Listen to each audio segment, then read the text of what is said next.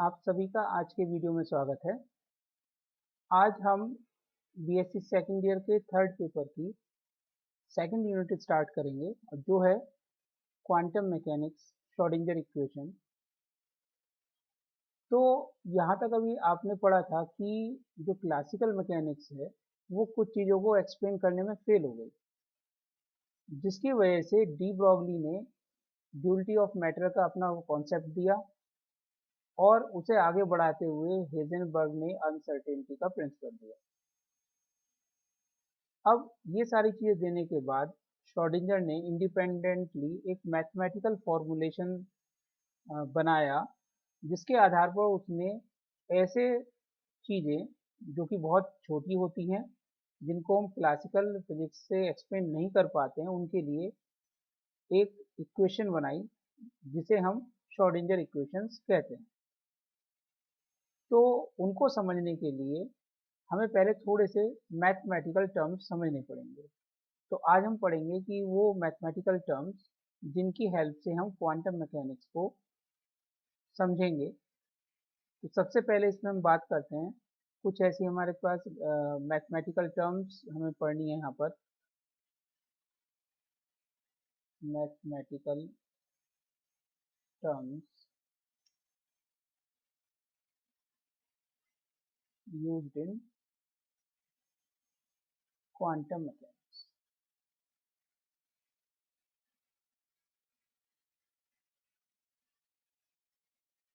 तो इनमें से बहुत सी चीज़ आपने पढ़ी है, जैसे वेरिएबल, कांस्टेंट, फंक्शन। सबसे पहले हम बात करते हैं वेरिएबल्स की। मैथ में आप लोगों ने पढ़ रखा है कि वेरिएबल्स क्या होते हैं। ऐसी चीज़ें जो क्वेश्चन टू क्वेश्चन जिनका न्यूमेरिकल वैल्यू चेंज होती रहती है, इन्हें हम डिनोट करते हैं एक्स वाई जेड, इस फॉर्म में। इनकी वैल्यू वेरी होती है, न्यूमेरिकल वैल्यू।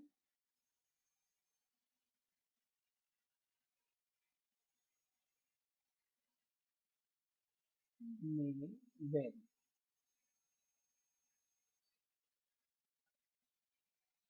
और दूसरे होते हैं कांस्टेंट,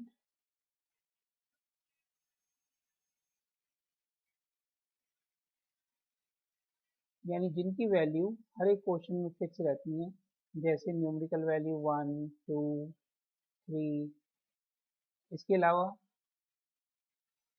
और बहुत सारे कांस्टेंट्स, जैसे आप लोगों ने पढ़ रखा है मैकेनिकल हीट इक्विवेलेंट जे, प्लैंक कांस्टेंट एच। ये सब कांस्टेंट होते हैं जिनकी हर एक क्वेश्चन में वैल्यू सेम रहती है। आपने पढ़ रखे हैं मैथमेटिकल फंक्शंस। मैथमेटिकल फंक्शंस क्या होते हैं? कॉम्बिनेशन ऑफ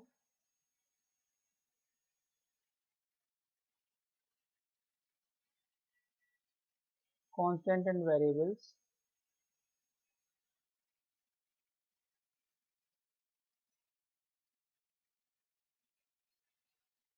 बाय सम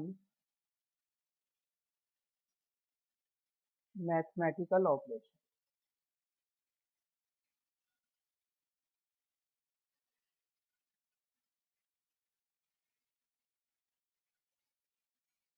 इसको हम रिप्रेजेंट करते हैं स्मॉल एफ से।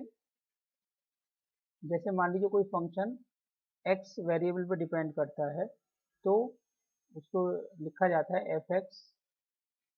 For example f x is equal to x cube plus 2 या 2x² प्लस 5x। ये फंक्शन हो गया एक्स का, जिसमें साथ में कांस्टेंट 2 5 ये सब आ रहे हैं और मैथमेटिकल ऑपरेशन प्लस का यूज हो रहा है। तो ये सब कॉमन चीज़ें हैं जो अभी तक आपने पढ़ी थी। अब यहाँ पर एक नई चीज़ शुरू होगी जिसे हम बोलते हैं ऑपरेटर या संकारक।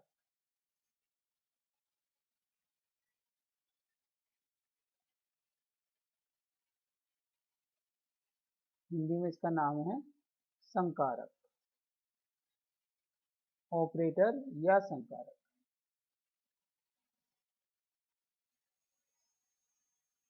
क्या होता है ऑपरेटर या संकारक? ऐसा mathematical operation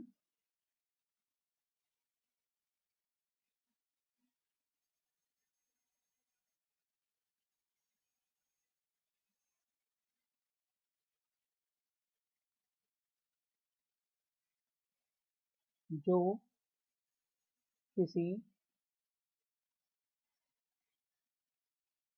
function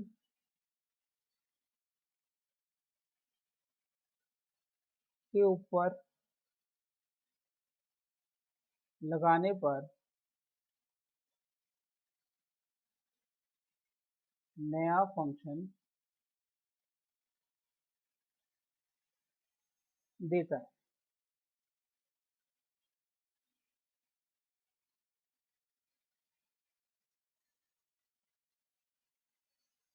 for example,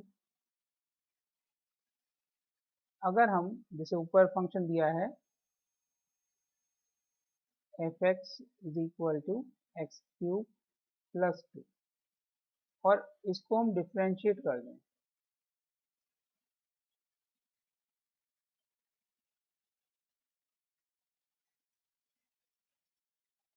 तो क्या मिलेगा हमें? 3x² यानी एक नया फंक्शन। अतः differentiation D over d x is called operator. तो इसी प्रकार से कोई भी ऐसा मैथमेटिकल ऑपरेशन जिससे हमें एक फंक्शन से दूसरा फंक्शन हमें मिल सके उसको हम ऑपरेटर या संकारक कहते हैं।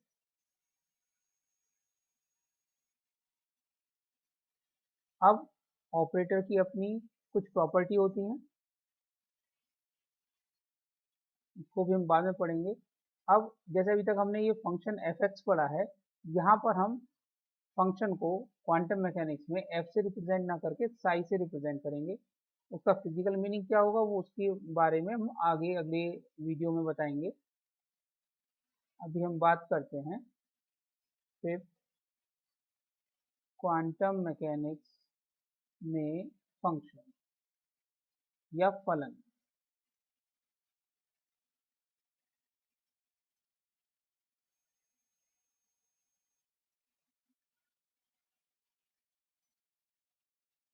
यहाँ एफ को रिप्लेस कर देंगे हम एक सिंबल साई से।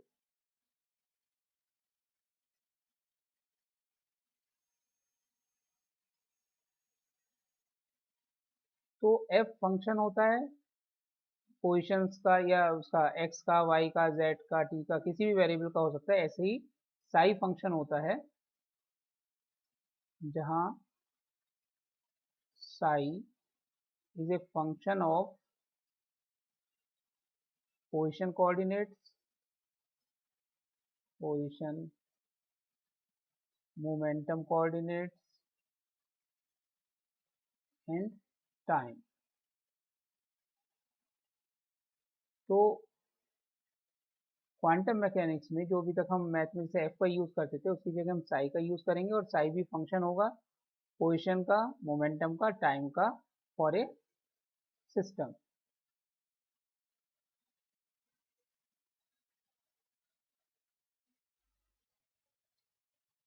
यहाँ पर अब हम एफ से रिप्रेजेंट नहीं करेंगे फंक्शन को, साई से रिप्रेजेंट करेंगे।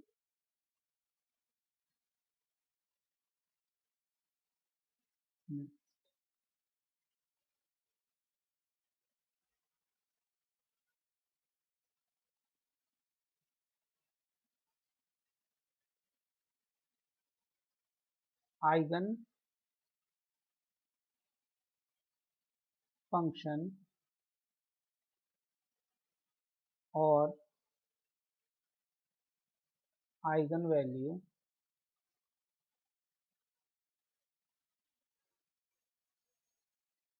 For an operator.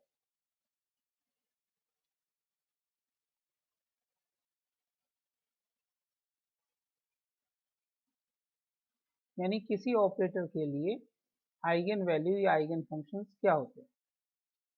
ऑपरेटर संकारक होता है, जो यानी कोई भी मैथमेटिकल ऑपरेशन होता है और उसको हम रिप्रेजेंट करते हैं, इसे कुछ बुक में इसे अल्फा से रिप्रेजेंट किया है या कैपिटल ओ और उसके ऊपर कैप से प्रदर्शित करता है।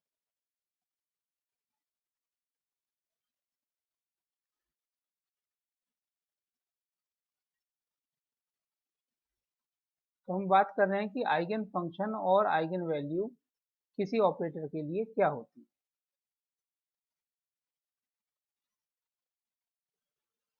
तो मान लेते हैं ऑपरेटर अल्फा है और एक फंक्शन है साई।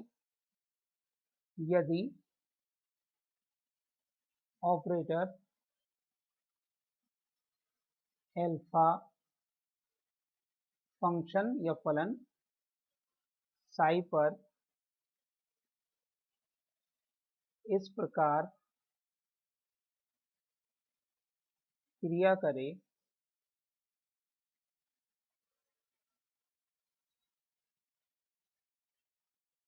कि नया फंक्शन केवल एक कांस्टेंट वैल्यू से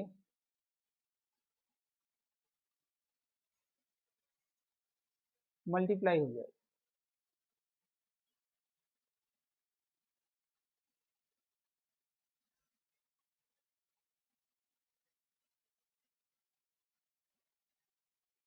अर्थात जो ऑपरेटर अल्फा है वो साई पर इस प्रकार से ऑपरेट करे कि इसका रिजल्टेंट एक कांस्टेंट वैल्यू स्मॉल ए और फंक्शन साई आ जाए। तो नियत मान स्मॉल ए को आइगन वैल्यू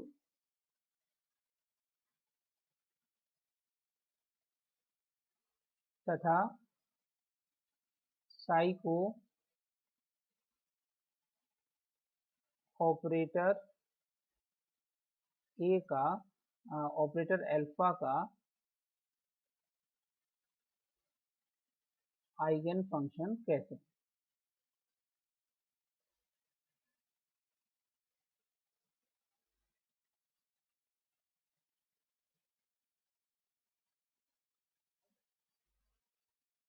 यानी कि अगर ऑपरेटर अल्फा किसी फंक्शन साई पर इस प्रकार से ऑपरेट करे कि फंक्शन में केवल ये चेंज आए कि वो किसी कांस्टेंट वैल्यू से मल्टीप्लाई हो जाए, तब हम उस कांस्टेंट वैल्यू को आइगन वैल्यू और फंक्शन को आइगन फंक्शन कहेंगे उस ऑपरेटर का। फॉर एग्जाम्पल, जैसे मान लेते हैं कि हमारे पास सिंपल है, let psi is equal to e raise to power 5x, then operator operator ले लिया हमने डिफरेंशिएशन, क्या देगा हमें,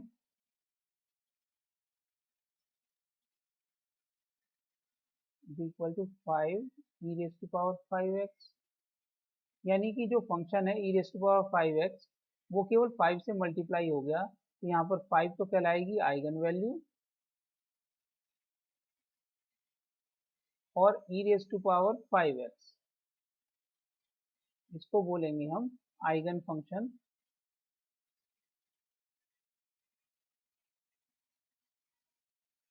ऑपरेटर डिफरेंशिएशन का। ये हो गया operator d over d x. तो operator d over d x का आइगन वैल्यू 5 है, जबकि eigen function e raise to power 5x। तो इस प्रकार से आइगन वैल्यू और आइगन फंक्शन को डिफाइन करें। अच्छा, एक चीज ध्यान देने वाली बात है,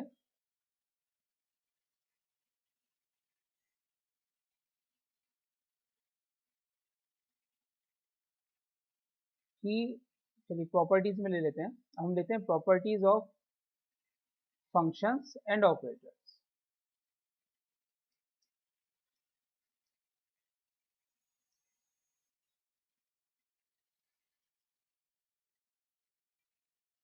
ये जो फंक्शंस हैं और ऑपरेटर हैं जिनको मैथमेटिकली हमने डिफाइन किया है, वो उनकी प्रॉपर्टी क्या क्या होंगी।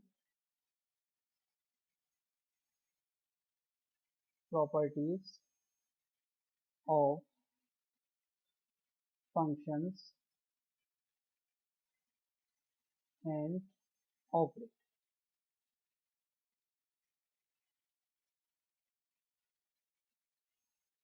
जो क्वांटम मैकेनिक्स में हम मानते हैं कि हर एक फंक्शन की और ऑपरेटर में ये प्रॉपर्टी होनी चाहिए।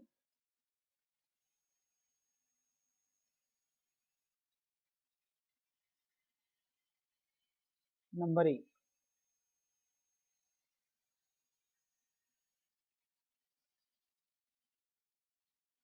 तो पहली प्रॉपर्टी है कि फंक्शंस एंड ऑपरेटर्स में बी कॉम्प्लेक्स। जो अभी हमने फंक्शंस माने हैं और ऑपरेटर्स माने हैं, फंक्शंस एंड ऑपरेटर्स में बी कॉम्प्लेक्स।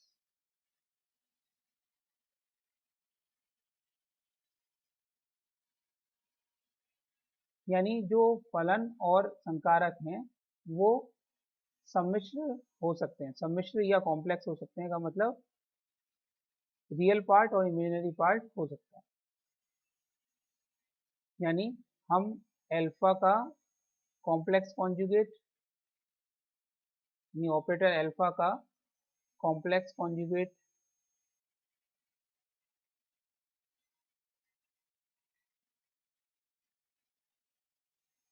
अल्फा स्टार और साई का कॉम्प्लेक्स कॉन्जुगेट साई स्टार से रिप्रेजेंट करेंगे, जहां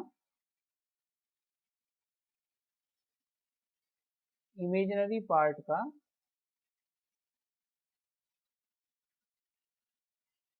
पार्ट भी होगा। और कॉम्प्लेक्स कॉन्जुगेट में क्या होता है, इमेजिनरी पार्ट का साइन चेंज हो जाता है, प्लस से माइनस या माइनस से प्लस।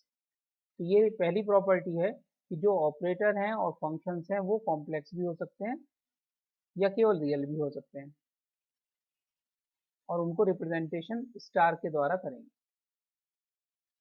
नंबर 2,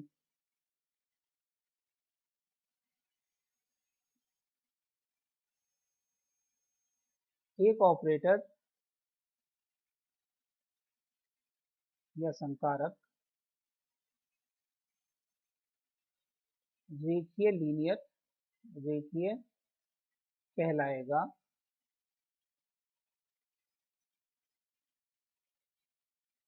यदि, तो एक ऑपरेटर लीनियर कहलाएगा यदि वो दो फंक्शन के सम या डिफरेंस पे ऑपरेट हो और वो दोनों पर डिस्ट्रीब्यूट हो जाए। यानी कि अगर अल्फा दो फंक्शंस हैं साई 1 और साई 2, उनके सम पर ऑपरेट हो रहा है, और इसको अगर हम alpha Sai 1 plus alpha Sai 2 लिख सकते हैं, तो अल्फा लीनियर कहलाएगा। यहाँ अल्फा लीनियर या रेखीय कहलाएगा।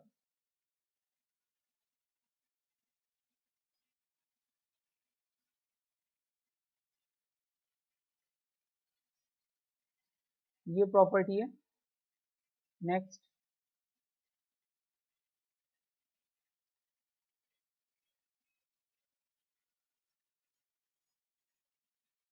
दो ऑपरेटर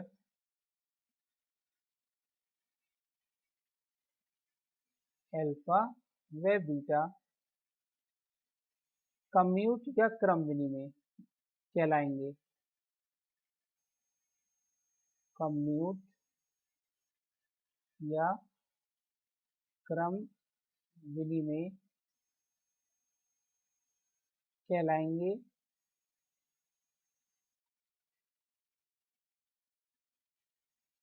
यदि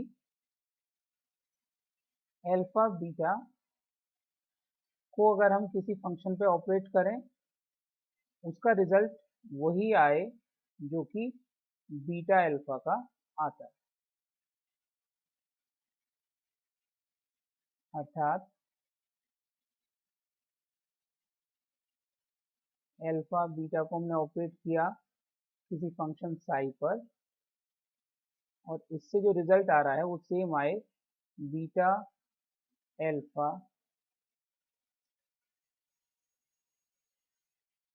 साई। इसको एक एग्जाम्पल से समझते हैं। मान लेते हैं अल्फा तो है differentiation with respect to x, और बीटा है इंटीग्रेशन विद एक्स, और फंक्शन है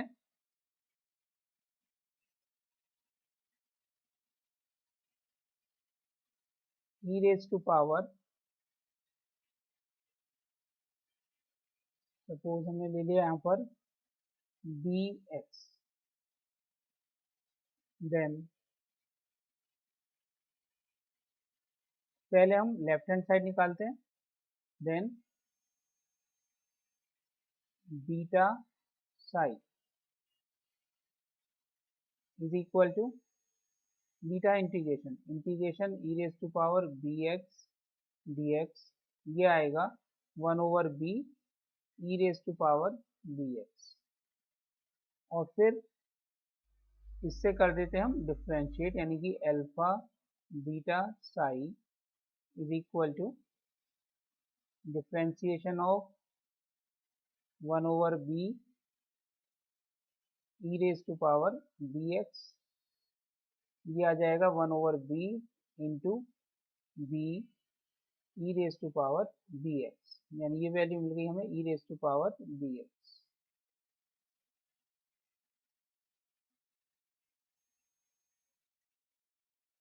अब पहले हम अल्फा को ऑपरेट करें साई पर।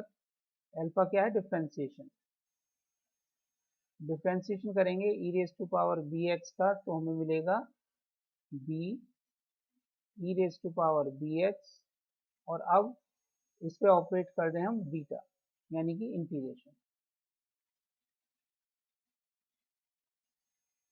Integration b E raise to power B x d x, ये हो जाएगा b into 1/b E raise to power B x is equal to e raise to power B x. तो हम ये देखते हैं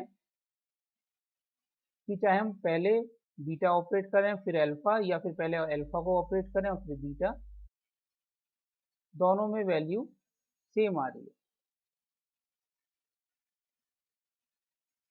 यहाँ पर अल्फा और बीटा कहलाएंगे कम्यूट ऑपरेटर।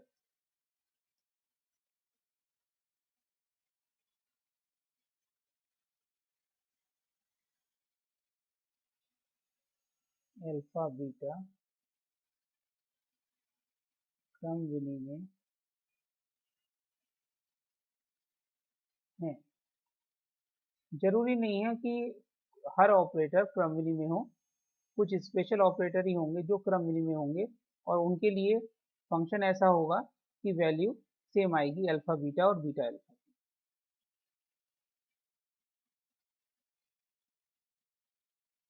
जैसे हम एक और एग्जांपल ले लेते हैं, इसको आप लोग करिएगा।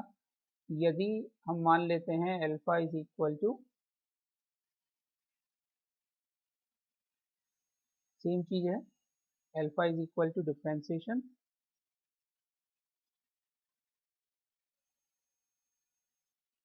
और beta is equal to integration, तथा फंक्शन हमने ले लिया साइन 4x।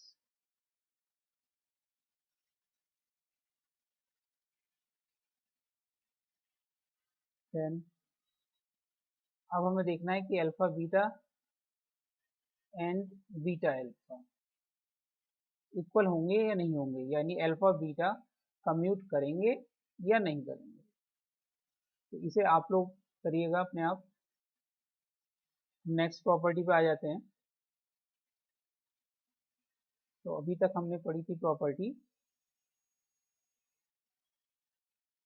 कि फंक्शन और ऑपरेटर कॉम्प्लेक्स हो सकते हैं और कोई ऑपरेटर लीनियर कहलाएगा यदि वो दो फंक्शंस के सम या डिफरेंस पे डिस्ट्रीब्यूट हो जाएगा, और दो ऑपरेटर कम्यूट कहलाएंगे यदि उनका क्रम बदलने पर कोई परिवर्तन नहीं होता है। नेक्स्ट लेते हैं फोर्थ पॉइंट, यानी फोर्थ प्रॉपर्टी।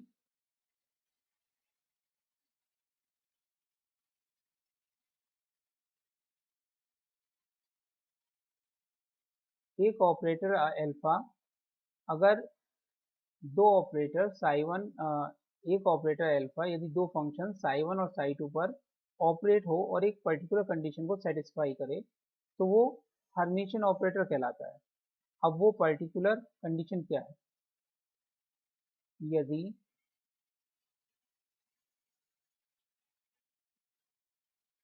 एक ऑपरेटर अल्फा दो फंक्शंस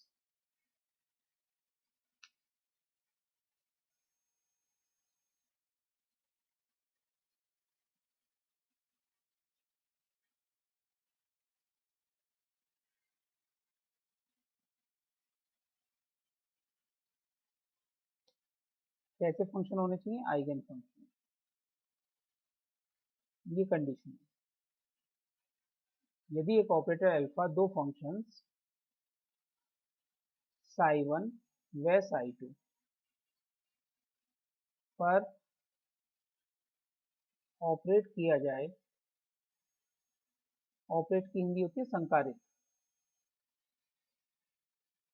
किया जाए, और वो निम्न कंडीशन को सेटिस्फाई करे या निम्न प्रतिबंध को संतुष्ट करे,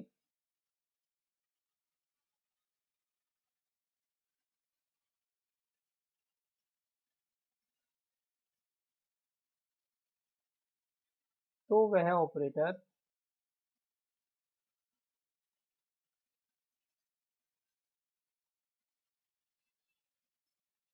हर्मिशियन या हर्मिटी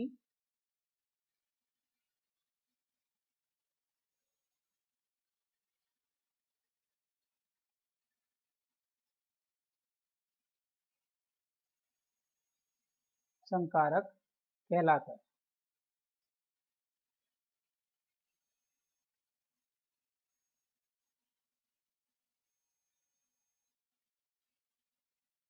कंडीशन है ऑपरेटर, हमने अल्फा ले रखा है और फंक्शन ले रखे हैं साई वन और psi two. Integration psi two star alpha psi one d tau is equal to integration psi one alpha star psi two star, star मतलब कॉम्प्लेक्स कॉन्जुगेट डी टो। तो यदि इस कंडीशन को satisfy करेगा तो alpha हर्मिटी operator कहलाएगा। एक function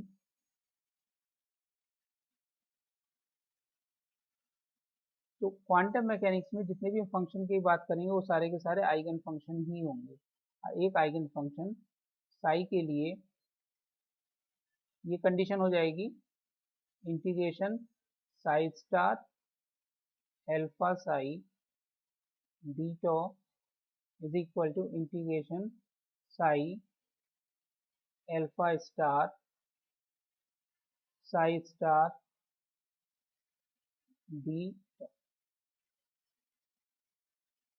यदि कोई ऑपरेटर अल्फा दो फंक्शंस पर या एक फंक्शन पर इस कंडीशन को जो कि यहाँ पर दी गई है इस कंडीशन को सेटिस्फाई करता है तो वो हर्मिटी या हर्मिशन ऑपरेटर कहलाएगा। अब हर्मिटी या हर्मिशन ऑपरेटर होना क्वांटम मैकेनिक्स में आवश्यक है।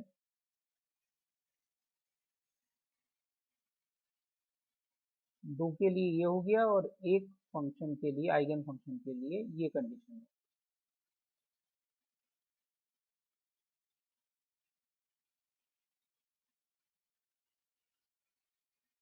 इस कंडीशन से एक रिजल्ट निकलता है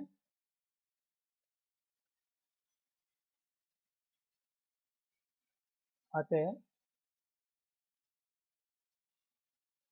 इस कंडीशन से एक मेन रिजल्ट ये निकलता है कि हर्मिटी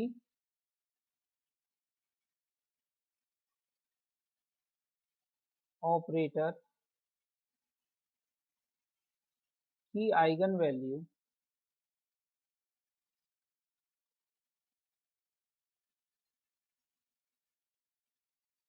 सदैव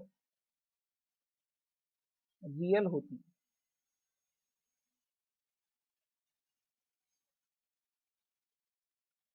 यानी अगर अल्फा हर्मिटी ऑपरेटर है और इसे हमने फंक्शन साई पर, आइगन फंक्शन साई पर ऑपरेट किया है, तो इससे जो आइगन वैल्यू निकल के आएगी वो रियल होगी। ये इंपॉर्टेंट प्रॉपर्टी है 2 नंबर के हिसाब से, और इसका प्रूफ आ जाता है कभी कभी, लेकिन 2 नंबर में। तो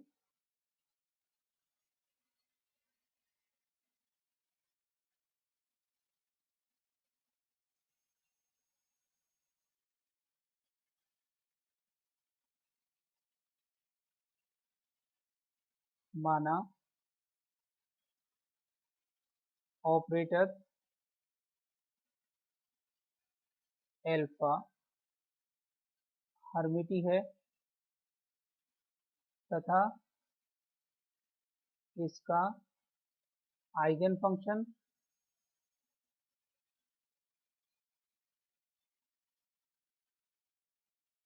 साई व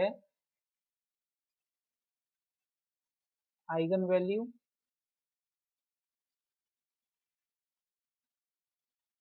स्मॉल ए है।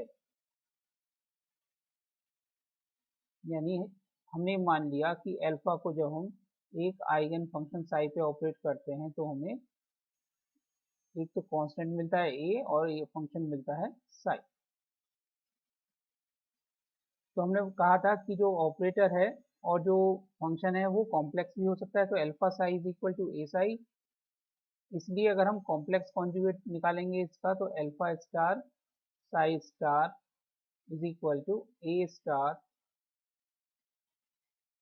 साई स्टार। अब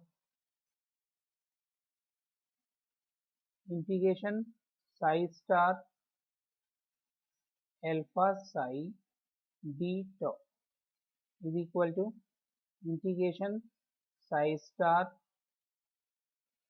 अल्फा साई की जगह हो गया ए साई, जैसा कि हमने यहाँ मान के चल रहे हैं कि alpha psi is equal to a psi d tau. Constant term बाहर आ जाएगी, अंदर हो जाएगा integration psi star psi d टॉ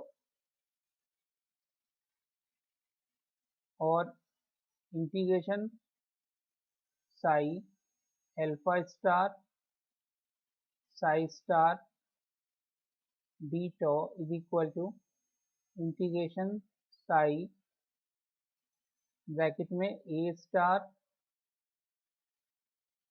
साई स्टार डी टॉ,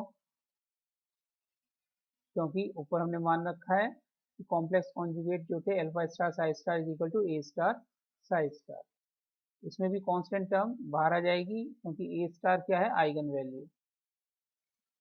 अंदर इंटीग्रेशन साई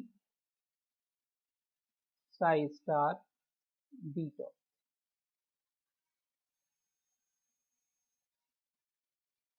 तो जो हर्मिटी की, अगर अल्फा हर्मिटी है, अल्फा हर्मिटी है, अतः जो कंडीशन आई थी ऊपर कि साई स्टार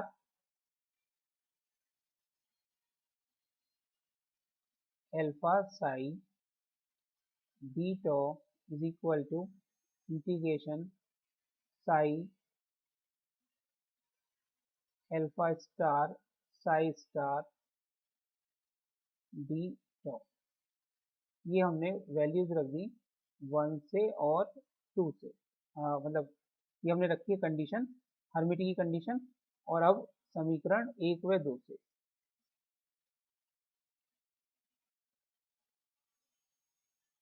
समीकरण 1 से लेफ्ट हैंड साइड की वैल्यू आ रही है a integration psi star psi d tau, और राइट हैंड साइड की इक्वेशन की वैल्यू आ रही है a star integration psi psi star d toe,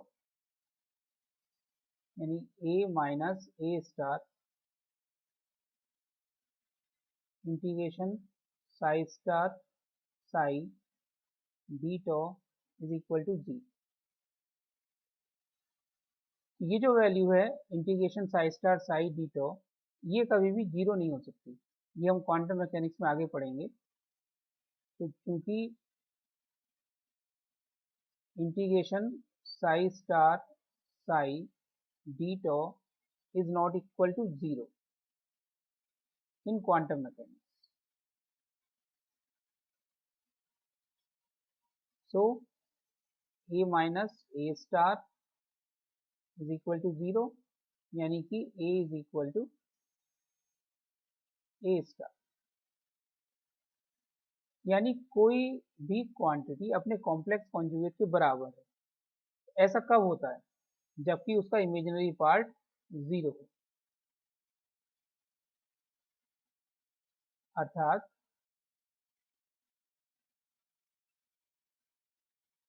eigen value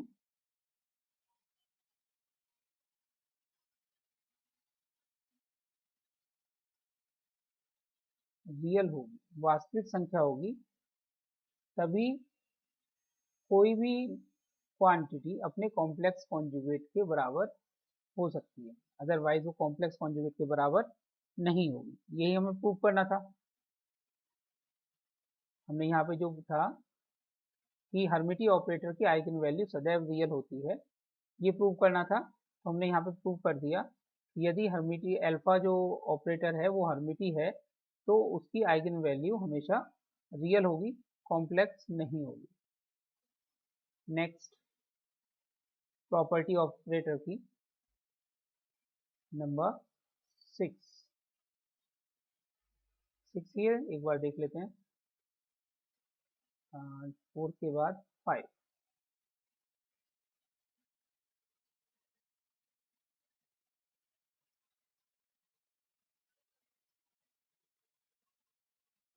fifth property,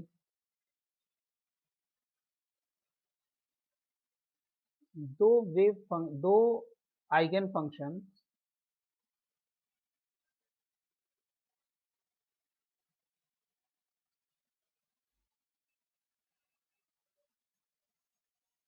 Sai 1 व साई 2 ऑर्थोगोनल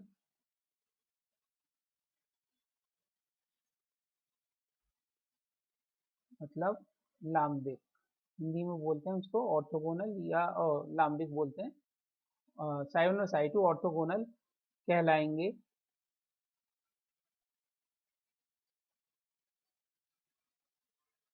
यदि इंटीग्रेशन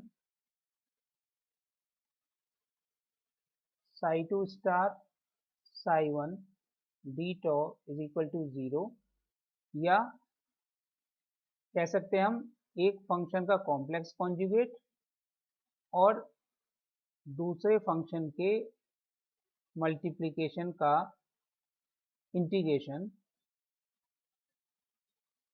जीरो। इससे क्या पता चलता है कि जो फंक्शंस हैं साई 1 और साई 2, अर्थात साई 1 व साई 2 एक दूसरे पर निर्भर नहीं करते।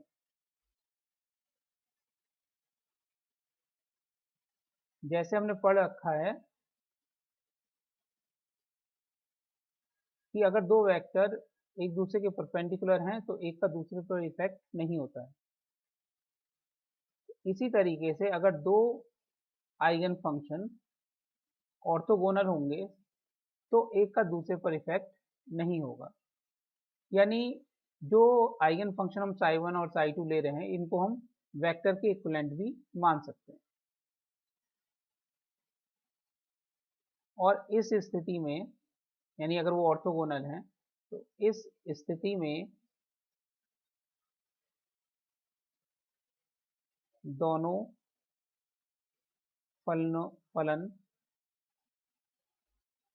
के आइगन वैल्यू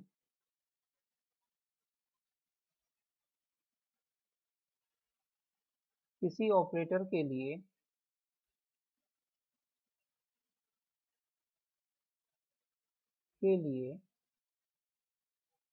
समान नहीं होगी।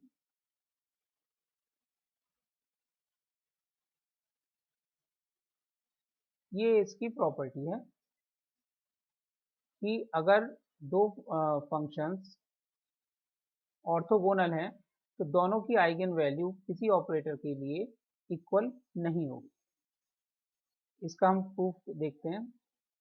ये भी 2 नंबर के हिसाब से इम्पोर्टेंट है कि ये प्रूव करिए कि दो लाम्बिक या ऑर्थोगोनल फंक्शंस के आइगन वैल्यू इक्वल नहीं होती, या इसका उल्टा भी आ जाता है कि यदि दो फंक्शंस की आइगन वैल्यू इक्वल नहीं है तो प्रूव करिए कि वे लाम्बिक हैं या ऑर्थोगोनल हैं।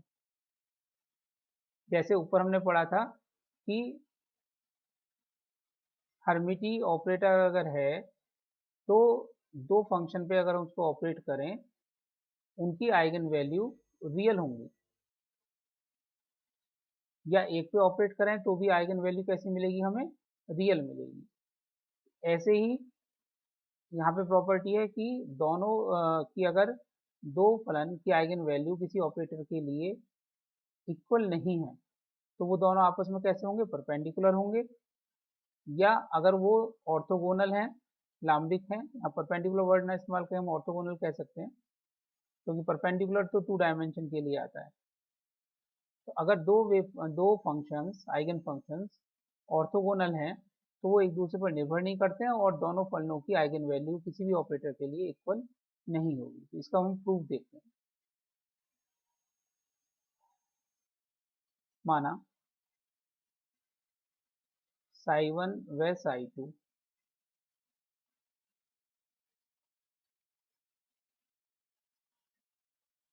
दो आइगन फंक्शन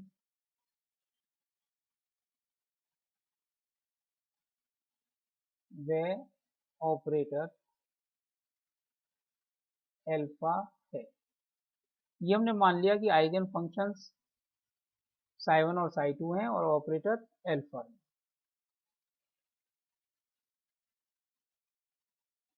तथा आइगन वैल्यू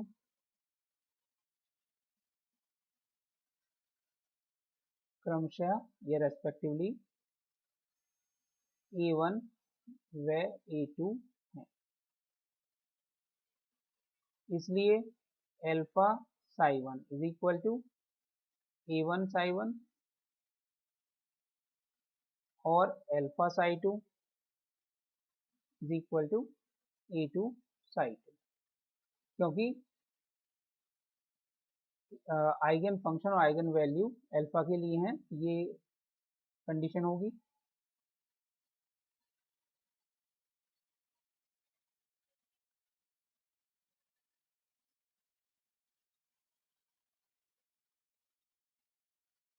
अब integration psi2 star alpha psi1 d tau is equal to integration psi2 star alpha psi1 की वैल्यू रख दी a1 psi1 डी टॉप, और इसमें से कांस्टेंट टर्म बाहर आ गई,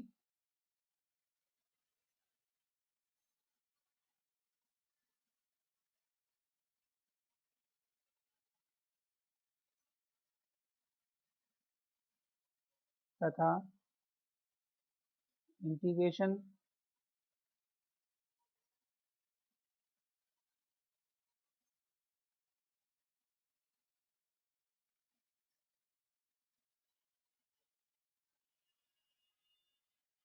psi1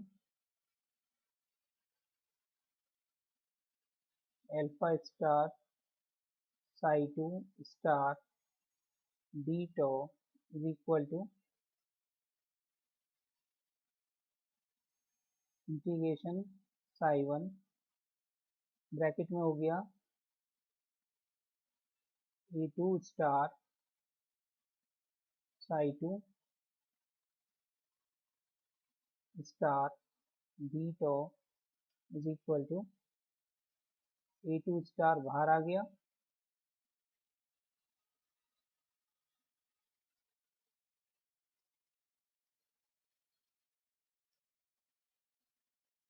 ये हो गया psi1 psi2 star d tau।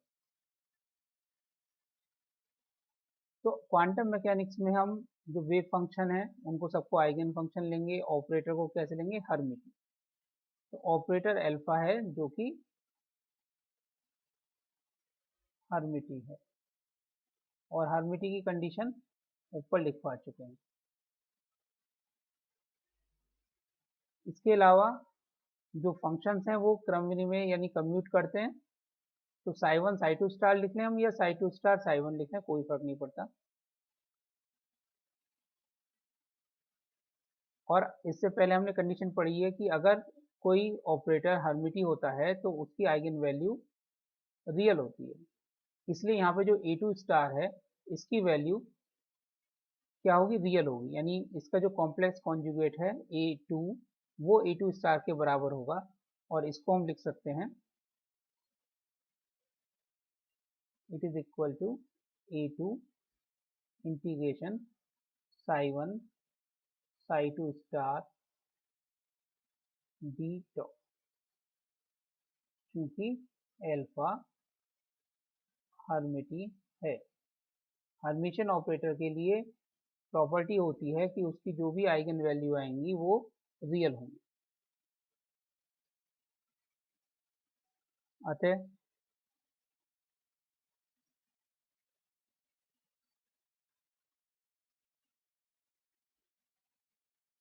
हर्मिटी के कंडीशन से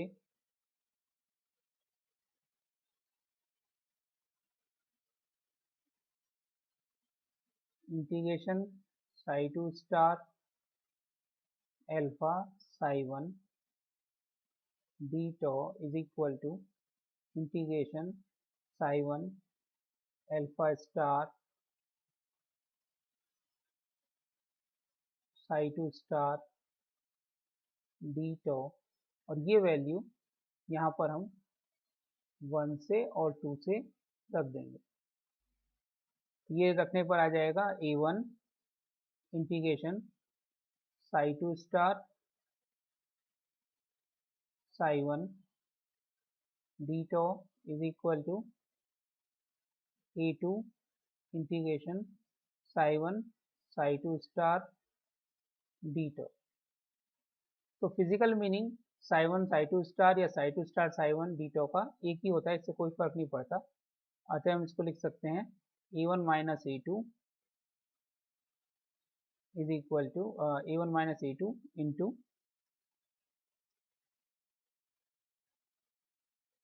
psi1 psi2 star d tau is equal to 0।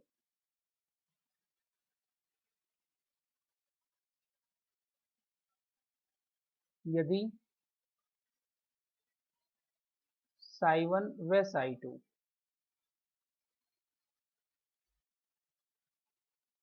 Orthogonal हैं यानी लाम्बिक हैं,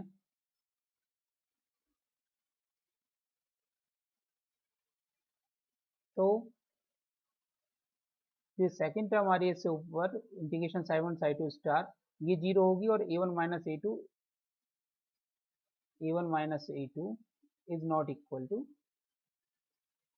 0। यानी कि A1 is not equal to A2।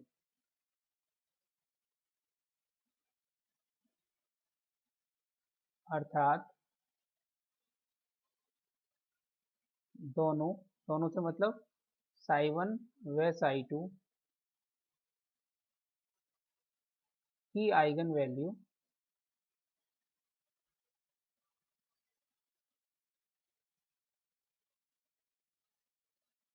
का मान समान नहीं होगा।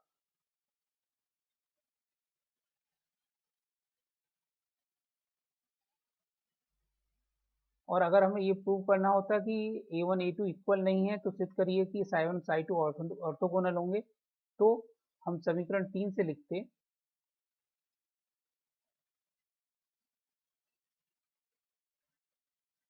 यदि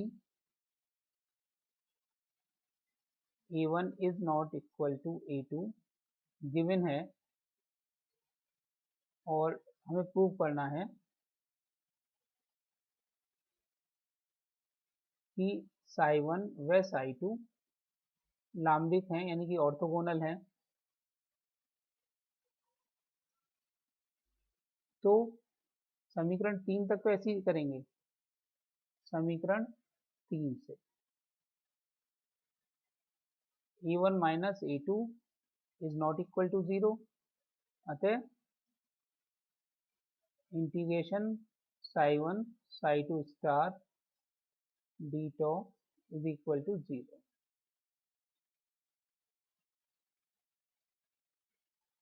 अर्थात